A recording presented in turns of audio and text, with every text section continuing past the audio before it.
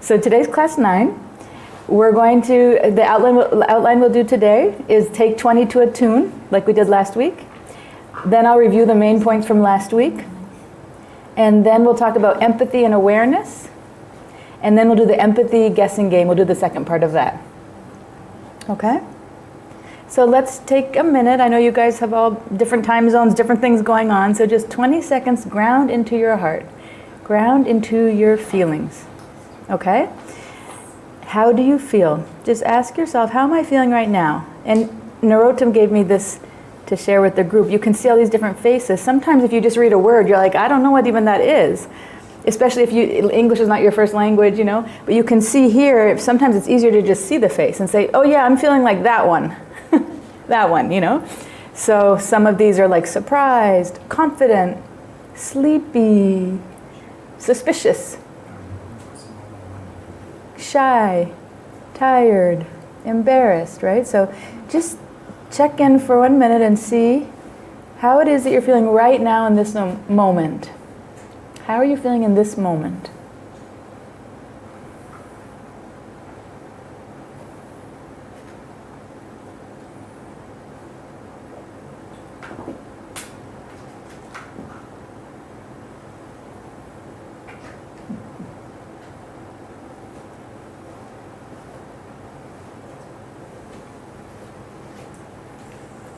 Everybody got some feelings? Let me just double check. Can you guys hear me on Zoom? Thumbs up. You can hear me. Okay, cool. Okay, so you got your feeling? Everybody got one feeling? Maybe more? Okay. So now the next step to this is once you've caught your feeling, I talked about that last week, right? Catching your feeling, trying to catch one. And once you've caught it, you can use this sentence structure to express your feelings. So you can say to yourself, I feel anxious because I'm running late, for example. So this is actually how our mothers were supposed to attune to us when we were young. This is like, they were supposed to always be doing that with us and be saying, oh, looks like you're feeling really anxious right now because we're running late. And you'd be like, yeah. Or you'd be like, no, I'm anxious because the cat got out. You know, the cat's missing, you know. So the mother doesn't always get it right, but together you kind of work through it so she can hold the mirror up for you and help you validate what you're actually feeling and why, okay? So this is all, just keeping it in the big picture, why we're doing this is a skill to practice compassion, empathy. This has to be there. This is the foundation. So when I'm like, oh, feel a feeling, and if you're not doing it because you don't think you need to, and you're talking to other people, or you're coming late to class, this is probably the most important part of the whole class, is actually feeling your feeling and identifying it. Because if you can't do that, it's like coming to Sanskrit class, but you don't even know how to speak or something, you know. This is like the very first step of compassion, empathy. You have to identify and feel a feeling. Okay, so please don't take it lightly. Okay, this is the second step, expressing your feeling. I feel this because of this. Okay? Bad cat. Review of the main points. We've been talking about bad cats for a while now. Okay, so last week, remember I said that there was a message from Babaji and he had emailed me this, and I read it to you guys? And right at that time, people came in late, and I got very distracted, and I actually lost my concentration, so I couldn't even explain what he was actually trying to say. I just moved to the next point. And the reason why I'm bringing this up is because Vedic psychology is not an armchair sport. Vedic psychology is in all of our lives, and we're affecting each other all the time. And part of my role is to point it out. And so I'm not here to actually make any friends. I'm here to help you see how I see things. So that is very rude when you come late to a class. Now, Babaji's a different person. I don't think he has any problems with it. Please say it again. It's very rude to come in. It's also rude when you cut the teacher off when she's teaching. That's also rude. Okay, so what I'm trying to say is this was perfectly wrong timing, right? Because Babaji had given me a message that he emailed me and asked me to share. And then people came in late, and then they were talking, and they were tripping over people, and Daoji's like, I can't hear you, and Kama's like, what did you say? So I have to start again, and I was so disoriented, you know, that I actually forgot what he was trying to say. I just read it, and I said, oh, that was a good point. So that's doing a really, it's very disrespectful to what Babaji's message was, and also to me, because I was trying to teach it.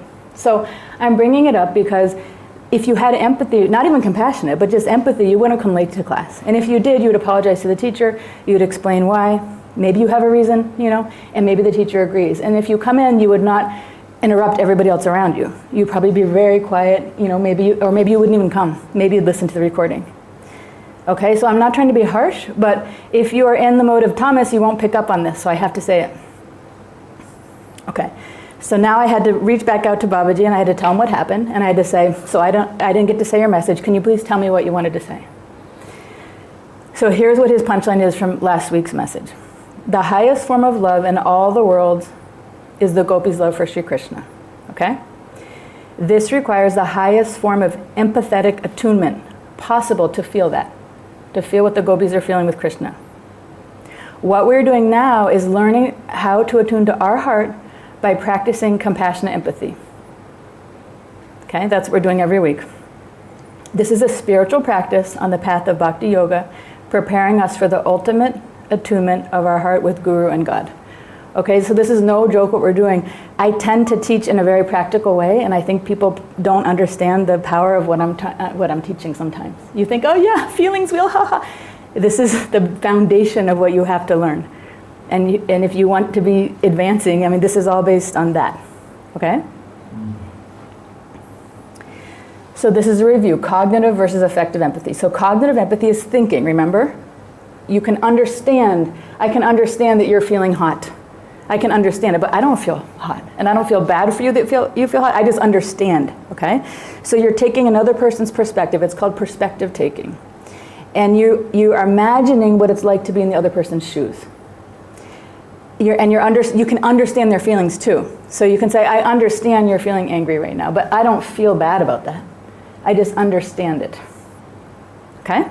Affective empathy is that feeling one, remember? And so that's when you're sharing an emotional experience with someone. So if I'm feeling sad, you might be crying with me. You might be like, oh my God, my heart is breaking for you. You might be feeling distress in response to someone's pain. So if somebody gets, cut or something, you would be like, oh my God, are you okay? Like, that makes me feel very anxious. I feel very bad for you. Let me help you.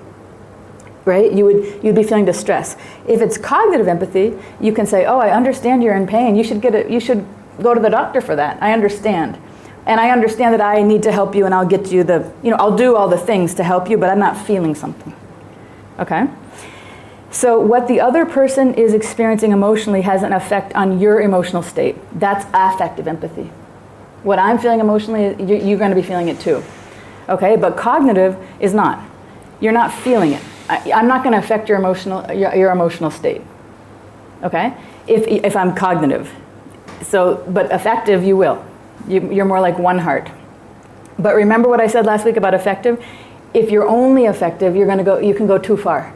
And you can be like I was saying, if I'm, as a therapist, if my client just tells me something sad, if I start crying, that's like too much, So I can feel for you, but I also have to be balanced with the thinking part, Okay, so this is just a review, but these concepts are not easy. And when I'm working with people one-on-one, that's what I'm realizing, and that's why I keep going over them. And I keep going over them, because one-on-one, it's still not clicking. Not that I expect it to, but I'm just saying if you think you know it and you think you're doing it, it would be good to check with someone to make sure. Okay, compassion, empathy, right? So that's the best one, right? And that helps us to repair conflicts, come closer together and helping, in like a helping capacity or a healing capacity, right? Because you're feeling, but you're getting in their shoes.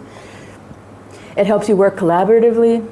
It helps you be more approachable and more likable, right? Because you're probably not going to do something to hurt them because you have feelings for them. So it will hurt you if you hurt them. Or maybe you don't realize it, but then if you hurt them and then they give you feedback, you'll feel very bad. I didn't mean to hurt you. I feel so, you feel apologetic, if you hurt somebody and they tell you. It's easier to solve problems because your ego, it's not just about your ego. You're not all about me. You're trying to understand them, and you're like, okay, how do you think we should do it?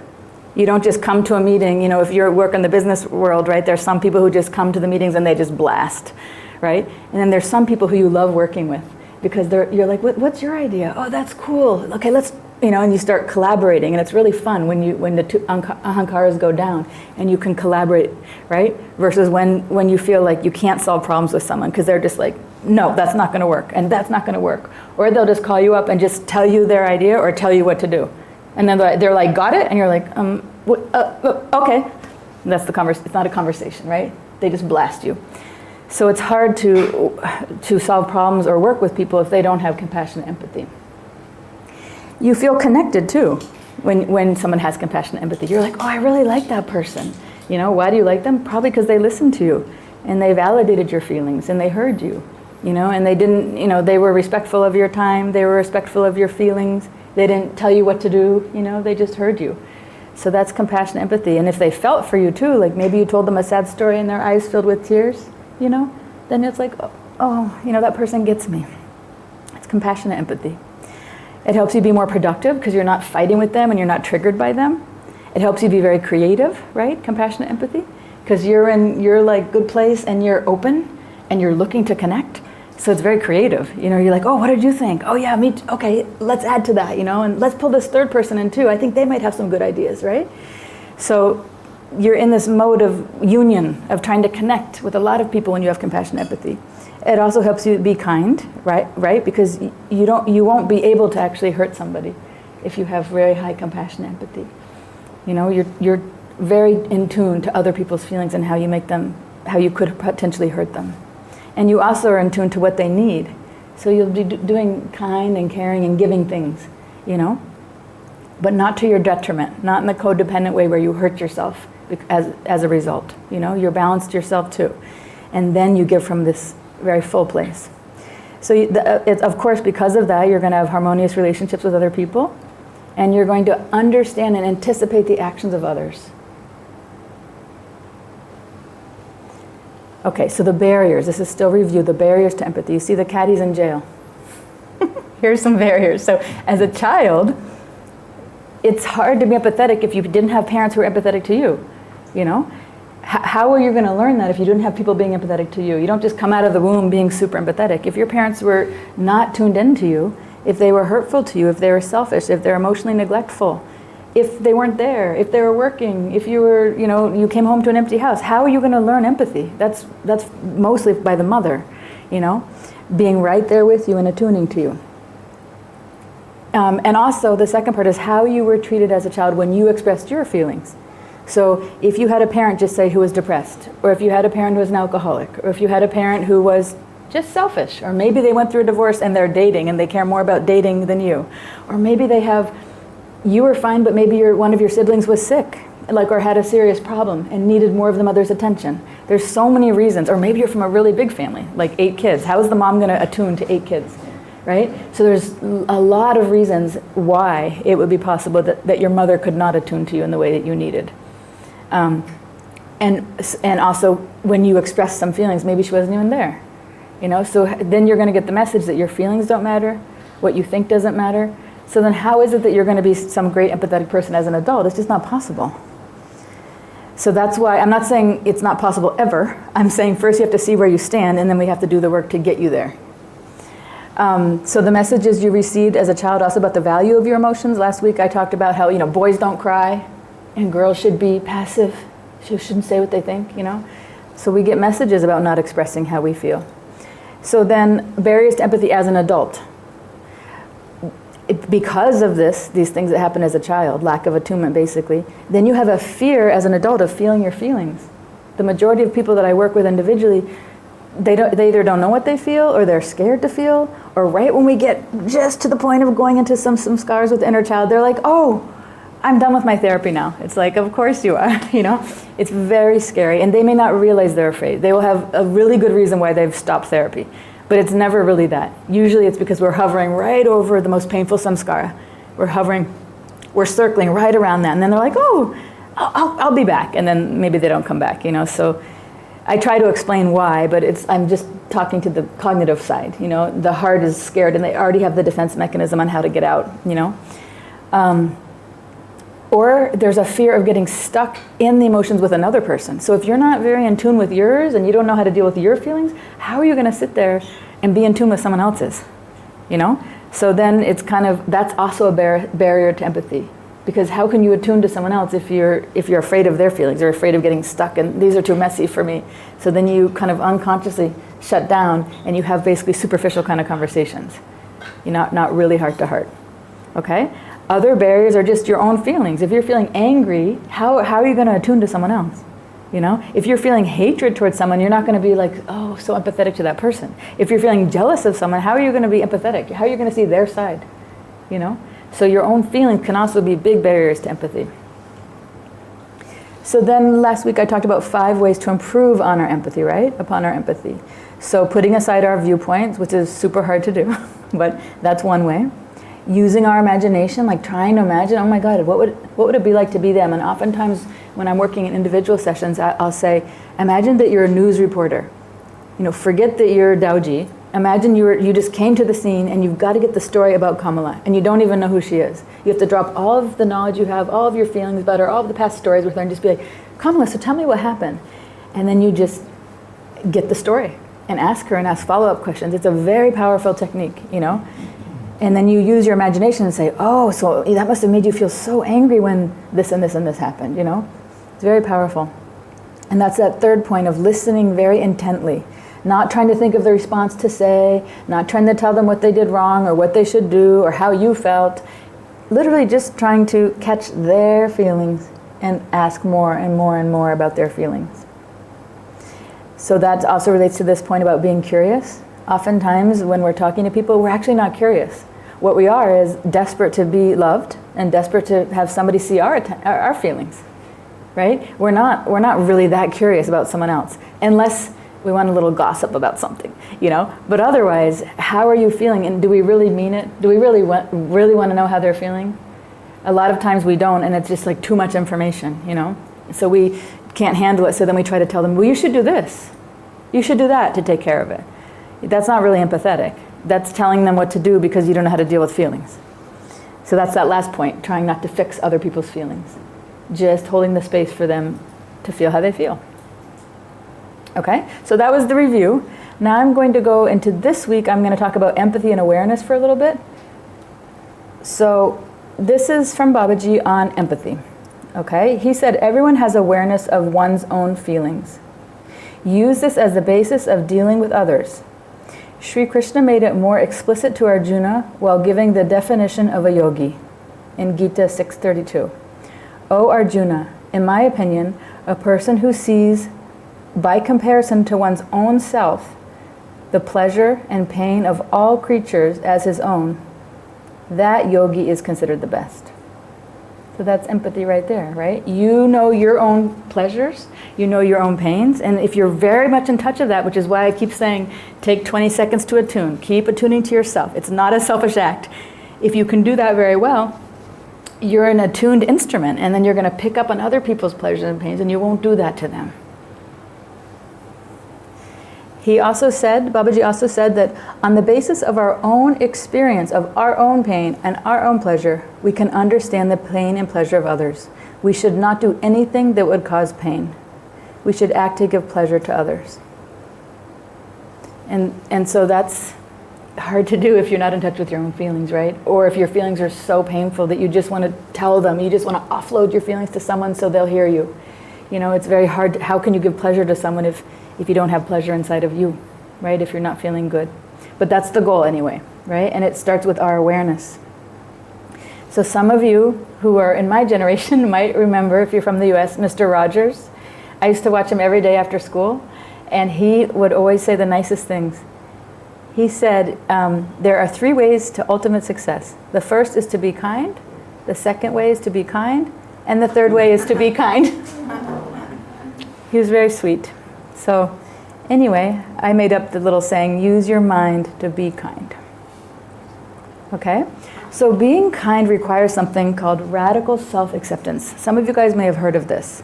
There's books on it. You can read about it if you're interested. Radical self-acceptance. Okay? So what is it? So it's the idea that it's okay. You are okay exactly as you are. And it's okay to not be okay. In other words, it's okay to be feeling unsettled or angry or jealous or hateful or like you messed up on something or or maybe that you didn't mess up and someone else messed up on something and you're annoyed with them, or you're too tired, or whatever the thing is. It's okay to not be perfect, basically. Because a lot of times as children we get the message that we have to be perfect and we can't do anything wrong. And if we made a mistake, that's very bad. And we have a lot of shame. We have a lot of shame and a lot of guilt for that. So radical self-acceptance is awareness of our own difficult thoughts and feelings, okay? The art of fully embracing our true nature. Radical self-acceptance is practicing a conscious effort to acknowledge and honor difficult situations and difficult people, right? So right now I have a difficult situation. So I have to accept that I'm getting distracted right now. I'm distracted, so I'm just reading the bullet points. I'm not really in my flow. So I'll just wait a sec. So that's just me. Different people are different ways. Babaji's fine with probably like a circus going through, but for me, I'm like, I lose my focus because I'm not an expert teacher. So anyway, so radical self-acceptance, right? It's awareness of your own difficult thoughts and your own difficult feelings, right? If you're being like self-critical of yourself or if you're whatever those are, but being aware of those. And then it's an art of fully embracing like our true nature. Like I just said, I'm not a teacher. That's actually not my thing. I'm teaching it because I know the information I want to share with you guys. I would prefer to be in my room writing, actually, or listening to my clients talk to me for the hour. So this is my least comfortable thing, but I'm aware of that, and I'm embracing my nature. I don't think I'm some like amazing teacher or something, and I'm okay with that. I'm not trying to be. So you have to practice kind of a conscious effort to acknowledge and honor difficult situations and difficult people, and then love the entirety of our whole human experience. Just accept it all, right?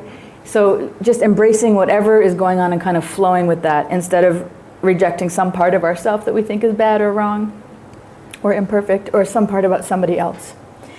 So this idea is just fully accepting everything as it is, including our own faults, other people's faults, our own mistakes, other people's mistakes and inadequacies. And the more we do it with ourselves, this easier it'll be to do with other people. So oftentimes what I've found when I work individually with clients is there's a lot of denial, about things. And so you're not denying either. Just right in the moment, you're like, I'm feeling triggered, I'm feeling anxious, I'm feeling angry, I'm feeling sad, I'm feeling scared. You say what your feeling is, and you don't blame somebody, you don't try to pretend like you're not, you don't make it of some reason for it that's not really the reason. You don't wish it could be different, you just sit there with it. And it's so interesting because usually we're pretty good with it when it's a positive feeling, but when it's a negative, we do all these things to deny. Okay? So I want to give you guys an example. I've shared this with some of you in the past, but I want to give you this example of self-acceptance, radical self-acceptance. Okay? I'm going to play this. Okay, so that was Nightbirde, and you may have had different experiences. Maybe you felt something, maybe you didn't. But her story is very powerful for a lot of people because, she's already passed away. I think she died within a year of that. She was dying of cancer. She's at the very end. You could tell how much weight she had lost, and there she was singing her heart out, And the quote that she said here is that you can't wait until life isn't hard anymore before you decide to be happy, right? So we can all clear these samskaras out. We don't have to wait. We can do it now. So the secret to radical self-acceptance, right, is authenticity. So that's why those judges were moved. Simon, I don't know if any of you know this show, it's called America's Got Talent, but Simon is very tough, and he's always very critical and very hard on the singers. He's like, he'll cut them off when they're singing. Get off the stage. This is a joke. You're horrible, So to see him break down and cry like that was, if you know the show, it's very shocking. Like, whoa, she really touched his heart. She touched all of their hearts because she's authentic. So here's what they said. You just heard it, but I'm just going to reiterate it because it was so powerful how much she touched their heart because she was so authentic. They said, one of the judges said, when singers come on, and I think about authenticity. When you feel it and when it moves you. That felt like the most authentic thing I've heard this year. Authenticity. It moves your heart when someone's truly authentic. And then one of them said, that was surprisingly beautiful. It was so powerful. It was heartfelt. And I think you're amazing. Another one said, you gave me chills. So when someone tells you a story sometime and they're telling something from their heart, and you go, ooh, I got chills, That's because you made a heart-to-heart connection.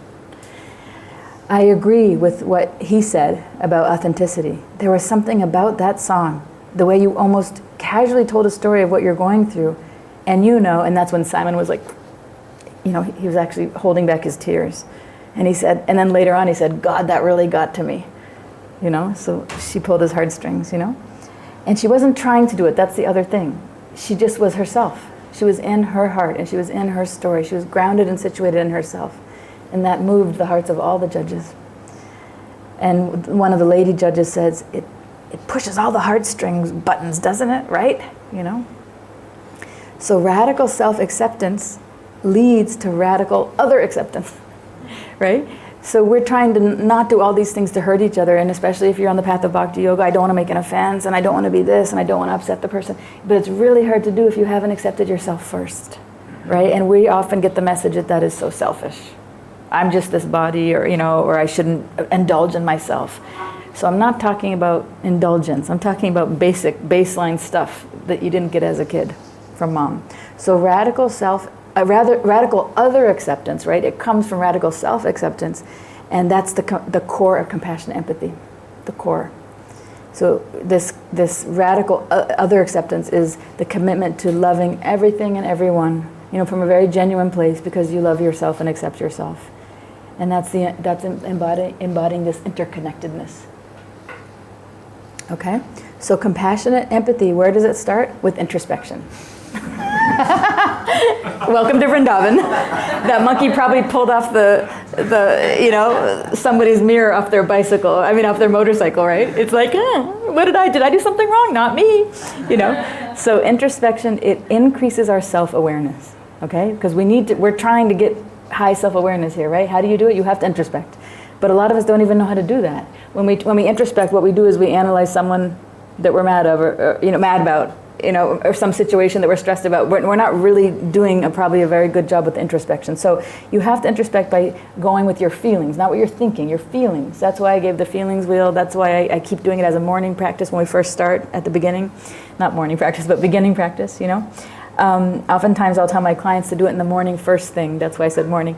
You look in the mirror for 1 minute, and you just gaze into your eyes in the mirror for 1 minute, which feels like a really long time. And you just ask yourself how you're feeling. And if you feel like being compassionate to yourself, you could say, sweetheart, or honey, or my love, or say something endearing, like, how are you doing this morning, sweetheart? How are you feeling? What's going on with you? You look really tired, and you look in your eyes and you talk to yourself. It feels weird, you might feel like you're losing your mind, but this is the practice of attuning to yourself that mom didn't do. And some of you are laughing because you've been doing this practice and it feels a little crazy. But that's how you get in touch with your feelings. So your feelings live in your heart. In Vedic psychology terms, that's your chitta. They live in your chitta, in your samskaras, They manifest into your manas, but we're not at the manas level, we're trying to go deep into your heart. What's there? And that's the home of your inner child.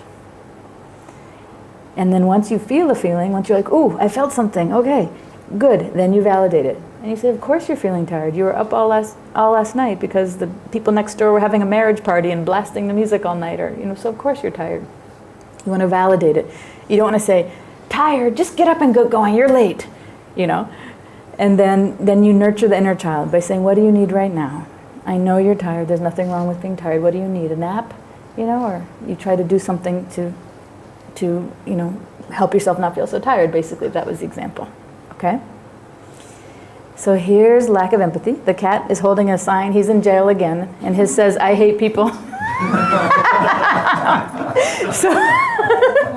So if you're in the mode of tamas, oftentimes you do hate people, you spend a lot of time criticizing people, and sometimes you may not realize you hate people, but by your behavior it makes you feel like they hate me. They wouldn't do that to me if they liked me. And then if you confront them, they'll say, I don't hate you, and it's like, well, you sure are acting like that. So you may not realize, because tamas is very dull, oftentimes you are not clear in your thinking and you don't realize how your behavior is affecting other people. And then when somebody tells you, you get mad at them because you're like, they're so rude. And it's like, so it's very hard to work with someone in tamas. That's why I was, at the beginning when I first started teaching Vedic psychology, trying to do things to help, to suggest getting into the mode of rajas if you can. And then you can move from there to sattva. So anyway, so lack of empathy, here's some signs of it. It's a lack of self-awareness. If you're not aware of yourself and your feelings, that's what I mean, and how you affect other people, then you don't have empathy. Somebody also who has low introspective skills. For example, we all are not equal on introspective. Some people have very natural introspective natures and some people don't. You might have another nature that you're really good at. So it's not just something you can take for granted that you have. That might be something you need to learn. Everybody can learn how to do it, but you have to figure out how good am I at this first. Another sign of lack of empathy is a persistent disregard for the feelings of others. Bad boundaries, for example, time, like I already said, coming late all the time, space. Someone's getting too close to you, or they're grabbing you, or they're doing something like they're getting in your personal space bubble. That's taught by the mother. The mother is the one who's like, hello, she keeps you at a distance or she keeps you close. There's actually a time in the first year of life when that's taught to you. But if the mother's not doing that with you, you don't know. You actually don't know. And so you do a lot of things where people are like, what is wrong with this person, with space. And also personal, like you either overshare too much or you ask too many probing questions, So that's bad boundaries. Like a fake smile or a fake laugh at inappropriate times because you actually don't have empathy, so you're not quite sure how to do that. Maybe not even empathy, but how to relate. So you just kind of like laugh or smile to cover because it's awkward, you don't know. And there's different personality types who have this, and it's, I have empathy for them because it's hard to go through life if you don't have feelings and you're just kind of faking it. You kind of feel like an imposter. If you have low empathy, you're kind of dismissive to other people in distress or unresponsive. Or you don't pick up on social cues or other people's body language, you just don't pick up on it, And it's not that you're purposely doing it, you're just not attuned. Because sometimes you can get mad at somebody for, but it's like, no, they're not purposely trying to do that, they actually aren't tuned into you, They lack a feeling of remorse when they upset somebody. They're like, oh, that's their problem. They don't feel bad. They have difficulty communicating with people or working in groups. They have relationships that are transactional, so they kind of treat you like an object, and they'll use you for what they need. But you, if you're not that type, you might be like bonding with them and thinking we're friends, and then they just drop you when they're done with their use, just like the bottle of shampoo when it's done. Why would you keep an old bottle of shampoo? That's how they feel. They haven't made the heart-to-heart connection. They're like, I'm using you for this, And so it feels on the other end, if you're not that type of person, it's hard. It's hard to understand. They tend towards jealousy because they don't see actually their goodness. They don't see what the skills they have and the qualities they have and the wonderful nature they have, and they're only looking out at other people and what they have. They lack a clear sense of identity, and underneath their facade, they feel very insecure, even though they might be projecting a very, very confident. So it's a lot. So this is one of my favorite analogies for lack of insight. So lack of insight, you see this little boy here? He doesn't see how his behavior would make other people angry. And in this picture, maybe you can't see, but basically this is an old-fashioned like paddle ball. It's called a bounce back paddle ball, right? So there's a string and there's a ball, okay? And when you obviously let go of the string, the ball comes bouncing back and you go like this with that, okay? So this idea of not having a lot of insight, I'm going to come back to that analogy. I just got to go here first and I'll come. Okay, so when you have a lack of insight, you're not in touch with your own feelings, right? So you struggle to feel emotions. Oftentimes you feel numb, and so then when I'm saying have a feeling, try, what's your feeling? And it's like, I don't know. I actually don't have any. I think this exercise is stupid. So I get that a lot, and that's fine. It's good to know where you stand. It's not that you can't feel it, but you have to practice. They oftentimes live in their head, thinking. And when I say, how do you feel? They'll say, well, what I was thinking was, and I'm like, okay, can you get out your feelings wheel? Get out your feelings wheel and point to me a feeling on the feelings wheel. I want to know how you feel. And it's very difficult for most people. And some people I've been in therapy with every week for years, and they still are telling me how they're thinking, what they're thinking.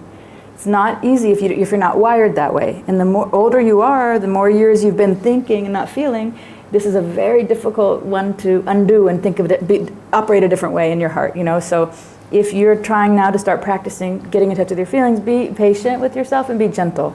It takes a long time. They're expert at finding faults in other people or holding grudges. They pretend, like I said before, to kind of feel their feelings to kind of fit in, but they don't understand really how this friendship thing works or how relationships really work.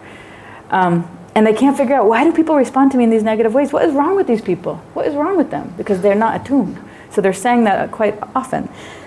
They feel that nobody understands them besides their guru. or their psychologist. You know, a lot of my clients will say that to me, like, you know, you're the only one who understands me. And I'm like, well, that's because, number one, I'm trained to do that. And number two, I'm not your friend. I am hired to understand you. So I will fully understand you for the hour we're working together, you know. But if you want to know the truth and you want to hear it from me, that's when things get tough. Because then they're like, how could that be? And I'm like, well, you're asking why, what's wrong with these people. The question you should be asking is, what's wrong with me? You know, okay, so what's wrong with me? I'm like, all right, so I give like a little, you know, 3 out of 10. I just put a little pepper in to see. And most of the time, it's like, what? You know, so it's very hard, you know, depending on where the person stands, what they're trying to get out of therapy. A lot of people actually just want to be heard. They don't want to know really what's wrong with them. What they want is, because they have so many hard, difficult times in relationships, they just want someone to listen and say, yes, that sucks, and I'm so sorry for you. So that's what I do for a lot of people. They don't want the truth, you know? And that's also a service, to just listen and say, I'm sorry, because everybody needs somebody to talk to, you know? So it depends on the person and what they want, and the level that they're willing to hear, you know, and the level that they're willing to change and have their ahankara be shaking. So anyway, and they also oftentimes, because they're not in touch with their feelings, they can't feel what they felt in their childhood. So they'll be like, I had a great childhood. My mom was great. My dad was great. We had a great family. And when I try to poke at that, or try to give them a book and say, you should read this, or look at that, and I try to like stir something up to get them to see it, they're just very like, they're not able to see it, because it has to come from the feeling. You have to feel something, you know, that you remember when my dad did this or my mom did that. And if they're not feeling and they're just remembering it, it's very difficult to go there. So that's a harder work sometimes. And that's this picture, you see this cat, how it's like staring at other people. It's analyzing other people instead of themselves. So if you're not in touch with your feelings, then either you're just in your head all the time, and then you're analyzing everyone else. Okay? So how they see it, I'm coming back to the bouncing paddle ball. So how they see it, I didn't do anything wrong. You know, and he has the paddle going like this, okay? I didn't do anything wrong. They don't see this part, that they actually started it, okay? He picked the paddle ball up, and he had the ball. You know, and he went like that, and then the ball went out, and then the ball came back and it hit him in the face, right? So by the time they come to me for therapy, you know what they want to talk about? How did this ball hit me in the face? Can you believe this ball hit me in the face? And then they can't see, because they're not insightful, they don't know how to introspect, they're not self-aware, you know, they don't have any of those skills, and they'll go on for the whole hour. Can you believe what he did, or what she did, or my husband, or whoever the person is, my boss, what they did? But the story starts at how the ball hit them in the face. So then I'll listen, you know, because I want them to feel heard, and then but there's no way the ball just hit them. So I'm like, what happened before the ball hit you in the face? Well, I told my boss that his idea was stupid. I'm like, do you think that might have been why the ball hit you in the face? No, his idea was stupid. I thought you said I'm supposed to tell the truth. I'm like, okay, no, you know. So if you're interested in Vedic psychology and applying to yourself, one very helpful thing you can do for yourself is, whenever you're triggered by someone else, write your story down of what happened, you know, and then go back one slide, you know, take the story back a few steps. Because people don't usually run around like a crazy bull and want to charge you unless you did something to trigger that.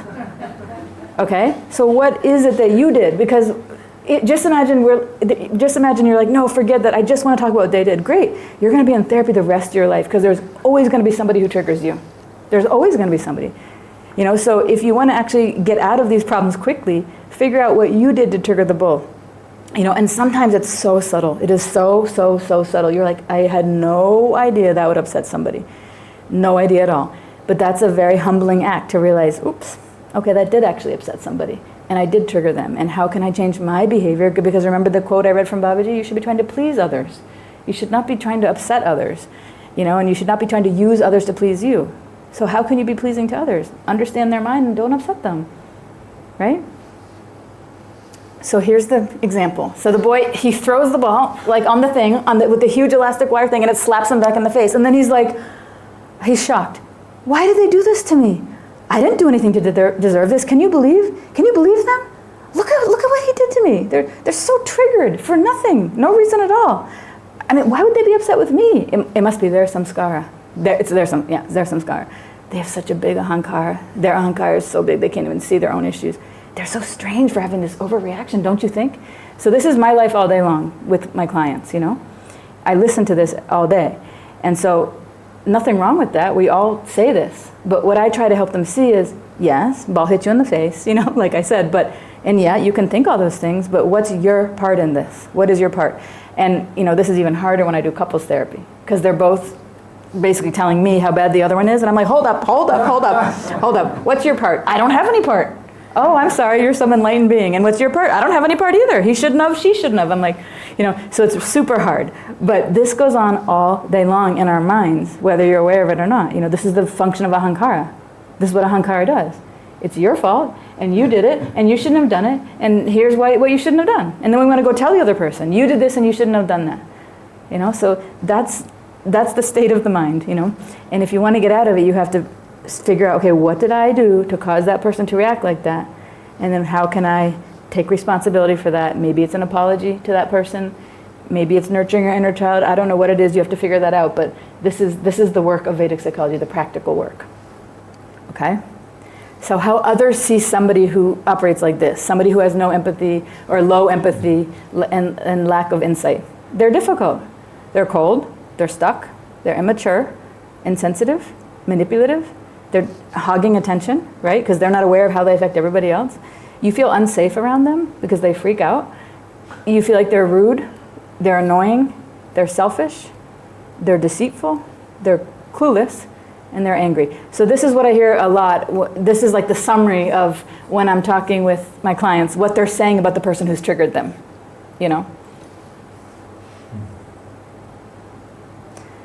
So they also are something called an energy vampire, okay? So you see, this is the therapist sitting there. She's in the green dress.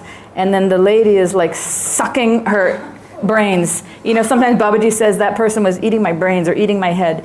That's how it feels sometimes, when someone just comes up to you, say, how are you? I mean, you want to know, but you don't want to know the whole thing, And they're just like, blah, blah, blah. So you just feel like they're draining your emotional energy, And they feed on your kindness, on your kind heart, on your willingness to listen, And then they use you as this kind of emotional dumping ground. And then you just feel exhausted after interacting with them. And then they're like, okay, see you later. So that we have to be careful, especially in this community, that we don't do this to each other, We live together, and there's a way to probably think of a healthy way, if you have something, to maybe make a date with that person and say, hey, I have something I need to process. Would you have time today at 11 to talk for a little bit? And then the other person would say, let me check. Yeah, but I only have like 15 minutes. Is that good? If you have to protect yourself too, right? You check in with your feelings and go, oh, I feel already like a little hesitant. So you might say, actually not today, sorry. Or, okay, I can be there for you, but I don't have a lot of time because I'm working on my own thing. It's okay to be honest, but not rude and not tell them what to do. Just hold the space. But you have to do your side of it too, where you don't just start dumping, you approach and ask, would it be okay? And then maybe the other person would say, yeah, actually, would you mind if after I hear you, will you hear me? Because I got something too. And maybe you each get 15 minutes, right? So those are ways you can prevent this from happening. Okay, so awareness is what we're working on, right? That's a self-attunement process. And I just wanted to map it out for people who are kind of like logical and like to see things like that, okay? So self-attunement, here's what it involves on the left side. You have to introspect, which is the exercise of what are your feelings, right? Then you have to identify. Okay, I'm feeling tired. Then you have to validate. Okay, of course you're feeling tired because you didn't have a good night's sleep because there was the wedding and the speakers were blasting all night. And then you have to nurture your inner child. And that's a whole art in itself that I'm not going to get into right now, but at some point I will, and you can also research it. Okay, so that combination of things is called the self-attunement process. And if you do all those things, that equals self-care, good self-care. That equals self-love, which is an important piece, right? Because how can you love someone else if you're not really loving yourself? Self-compassion and self-acceptance. And once you've got those things down, then life becomes easy because you can do that in all your relationships. Everything you're doing for you is like a reflection of how you're doing for others. Okay? So now we've got the empathy guessing game, the I analysis, but there's only 5 minutes left for Babaji to be here. So I think I'll probably start next week with this, and I'll just open it up for any questions for the last 4 or 5 minutes. Yes? About 3 slides ago, when you were looking at the Yeah. do you see... Okay, just 1 sec, because it's being recorded, so... I apologize. Yeah, no. So in this slide here, how Yep. others see them, Just at a cursory glance here, it seems like there might be some overlap with almost like some personality disorder stuff. Yeah. Maybe borderline, maybe neurotic, histrionic. What do you do when you're dealing with a person who's not as easily malleable because the psychological, you could say, imperfections or disorders in them run so deep?